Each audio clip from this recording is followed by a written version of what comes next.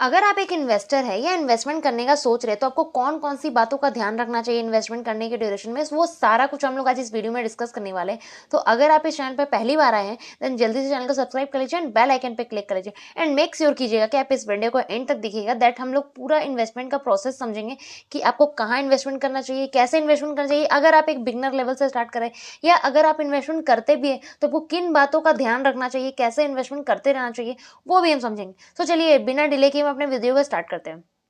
सबसे पहले जब भी आप एक इन्वेस्टमेंट का प्लान करते हैं या प्लान कर लिया है तो आपको सबसे पहले आपके माइंड में एक ये माइंड में लेकर चल रही हूँ कि आप एक बिगनर लेवल से स्टार्ट कर रहे हैं, आप बिल्कुल बिगनर, आपको कुछ नहीं पता है कि आपको कैसे इन्वेस्टमेंट करना चाहिए, कहाँ इन्वेस्टमेंट करना चाहिए, तो उस कंडीशन में आपको कैसे स्टार्ट करना चाहिए। सबसे पहले आपको ये, तो अगर आपने डिसाइड किया कि आपको इन्वेस्टमेंट करना है ठीक है, बट आपने टाइम क्या डिसाइड किया है कि आपको घर बनाने के लिए पैसा चाहिए या आपको अपने बच्चे की शादी के लिए चाहिए या आपकी रिटायरमेंट के लिए आप प्लान कर रहे हैं, जो कुछ भी, वो सारा कुछ सबसे पहले आप डिसाइड कीजिए कि आपको पैसे निकालने कब है, कितने टाइम के बाद आपको पैसे चाहिए। उसके बेसिस पे हम डिसाइड करेंगे कि आपको अपने पैसे कहाँ रखने चाहिए। देखिए, अगर आप शॉर्ट टर्म के लिए सोच रहे हैं, अगर अभी से आप 5 से 6 साल 7 साल के लिए सोच रहे हैं, तो मेरे अकॉर्डिंग मेरा ये सजेशन है कि आपको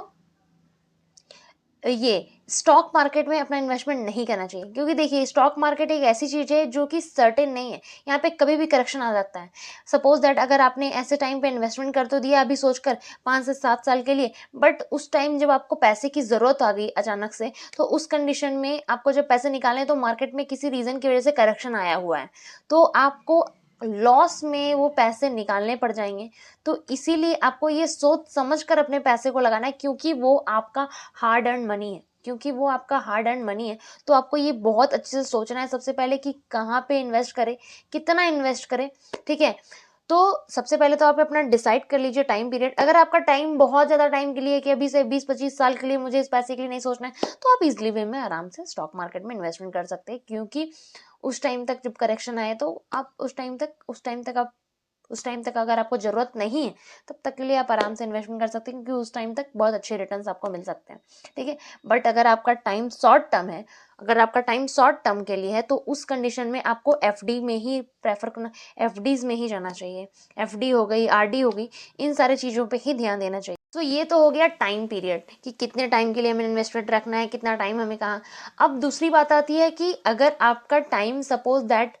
अभी से 20-25 साल के लिए, तो आप किन किन चीज़ों में इन्वेस्टमेंट कर सकते हैं। आप अच्छे से स्टॉक में इन्वेस्टमेंट कर सकते हैं, ठीक है, जो स्टॉक्स आपको लग रहा है आने वाले टाइम में भागने वाले हैं, ठीक है, उसमें इन्वेस्टमेंट कर सकते हैं। आप चाहे तो आप म्यूचुअल फंड स्टार्ट कर सकते हैं, म्यूचुअल फंड में अपने एसआईपी स्टार्ट कर सकते हैं, जिससे आपको आने वाले टाइम में अच्छे रिटर्न देखने को मिल जाएंगे, ठीक है।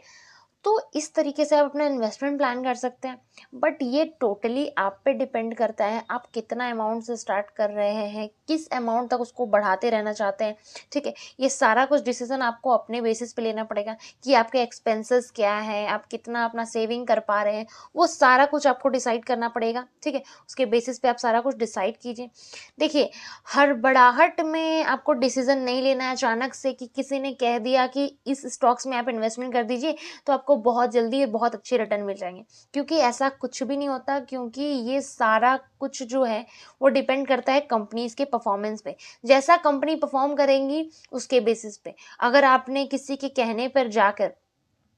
ऐसे आपको किसी ने कह दिया कि ये बहुत अच्छा फंड है, ये बहुत अच्छा स्टॉक है, ये आने वाले टाइम में अभी मान लो 4 रुपया 5 रुपये या 100-200 रुपये का है, इसे खरीद लो, आने वाले टाइम में ये बूस्ट करने वाला, आपने पैसे अपने हार्ड अर्न मनी वहां पे इन्वेस्ट कर दिया,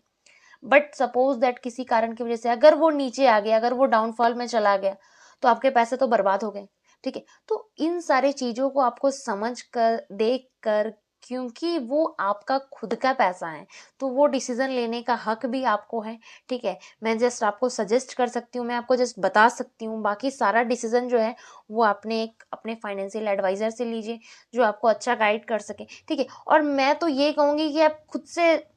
ज़्यादा से ज़्यादा ट्राई कीजिए, चीज़ों को समझिए, एक चीज़ें कैसे वर्क करती है, उसके बाद इन्वेस्टमेंट कीजिए, ठीक है। पहले मैं भी एक गलती किया करती थी कि मैं दूसरों के पे, जब मैंने इन चीज़ों को मैं नहीं जानती थी उस टाइम मैं ये गलती किया करती थी कि मैं और उन लोगों से पूछती थी कि भाई कौन से स्टॉक में इन्वेस्टमेंट करना चाहिए, कहाँ पे इन्वेस्टमेंट करने से ज़्यादा अच्छे रिटर्न आ जाएंगे। बट सच बताऊँ तो ऐसा कोई मैजिक नहीं बता सकता है और कोई नहीं बताता है, ठीक है। तो जब आप उन चीज़ों को खुद से समझेंगे, खुद से एनालिसिस करेंगे, सारा कुछ करेंगे, खुद देखेंगे, तो आपको खुद से सेटिस्फैक्शन भी मिलेगा कि अरे हाँ भाई, मैंने यहाँ पे अच्छे से पढ़ के लगाए हैं पैसे, अच्छे से समझ के मैंने पैसे लगाए, तो वैसा पैसा मेरा डूबने वाला नहीं है। ठीक है, क्योंकि वो आपका ही पैसा है, तो आपको उन चीज़ों का ध्यान रखना पड़ेगा। ठीक है। एंड जल्दबाजी में कोई भी डिसीजन नहीं लीजिए, क्योंकि स्टॉक मार्केट में एक बार जो पैसे चले जाते हैं तो वो आप कुछ भी करके वापस नहीं ला सकते, तो वो भी आपको ध्यान। अगर आपका टाइम ड्यूरेशन शॉर्ट टर्म है तो आप एफडी में चले जाइए, आरडी में चले जाइए। ठीक है, उसमें भी कुछ कुछ बैंक्स होते हैं जो रिटर्न्स देते हैं कुछ पर्टिकुलर अमाउंट, कुछ परसेंट सर्टेन पर, तो वो आप देख लीजिए आपके अकॉर्डिंग कौन सा बैंक बेस्ट है, कहाँ पे आपको इन्वेस्टमेंट कर सकते हैं, वहाँ पे आप कर सकते हैं। अब रही आपको, अगर आप इक्विटीज़ में इन्वेस्टमेंट करना चाहते हैं, ठीक है, स्टॉक्स में इन्वेस्टमेंट करना चाहते हैं, म्यूचुअल फंड में इन्वेस्टमेंट करना चाहते हैं, तो सबसे पहला मेरा रिकमेंडेशन यही है कि आप पहले चीज़ों को अच्छे से समझिए, पहले अच्छे से सब चीज़ों की जानकारी इकट्ठा कीजिए, सारे चीज़ों को अच्छे से एनालिसिस कीजिए कि हाँ क्या मेरे लिए करेक्ट है, कौन सा स्टॉक मेरे लिए करेक्ट है, कहाँ पे मुझे लॉन्ग टर्म में पैसे मिलेंगे, भले ही थोड़े कम मिले लेकिन मिलेंगे जरूर। ठीक है, ऐसे देखिए, आपको ये नहीं करना है कि हड़बड़ाहट में आपने कहीं पे भी इन्वेस्टमेंट कर दिया कि सब इन्वेस्टमेंट कर रहे हैं, मुझे भी इन्वेस्टमेंट करना है, किसी फ्रेंड ने आपको सजेस्ट कर दिया, किसी फ्रेंड ने आपको ऐसा बोल दिया कि यहाँ पे ऐसे अपने अमाउंट इतने इन्वेस्टमेंट कर दो, यहाँ पे ये कर दो, वो कर दो, ऐसा कुछ भी नहीं। आप पहले अच्छे से चीज़ों को समझिए, पहले अच्छे से अंडरस्टैंड कीजिए कि हाँ मुझे यहाँ पैसे डालने से कितना बेनिफिट होगा, कितने टाइम के लिए मुझे डालना है, क्या कुछ करना है, वो सारा कुछ आप एनालिसिस कीजिए, उसके बाद आप एक्शन लीजिए। ठीक है, सो मैं चैनल पे ऐसे और इन्फॉर्मेटिव वीडियो आप लोगों के लिए लेकर आती रहूंगी। आप जल्दी से चैनल को सब्सक्राइब कर लीजिए, बेल आइकन पे क्लिक कर लीजिए। एंड हाँ, मेरा ये वीडियो कैसा लगा वो कमेंट करके आप लोग जरूर बताइएगा, मुझे आपका कमेंट पढ़ के बहुत अच्छा लगेगा। और अगर आपकी कोई रिकमेंडेशन है, आप चाहते हैं मैं किसी पर्टिकुलर टॉपिक में वीडियो लेकर आऊँ, तो वो भी आप मुझे बता सकते हैं, मैं उस टॉपिक में भी आपके लिए वीडियो ज़रूर लेकर आऊँगी। किसी इन्वेस्टमेंट प्लानिंग से रिलेटेड कोई, अगर आपका कोई टॉपिक है, कोई पर्टिकुलर टॉपिक में आप वीडियो चाह रहे हैं, तो वो भी आप मुझे बताइए, मैं वो भी लेकर आऊँगी। So thank you for watching this video, मिलते हैं नेक्स्ट वीडियो में, तब तक के लिए बाय बाय, टेक केयर।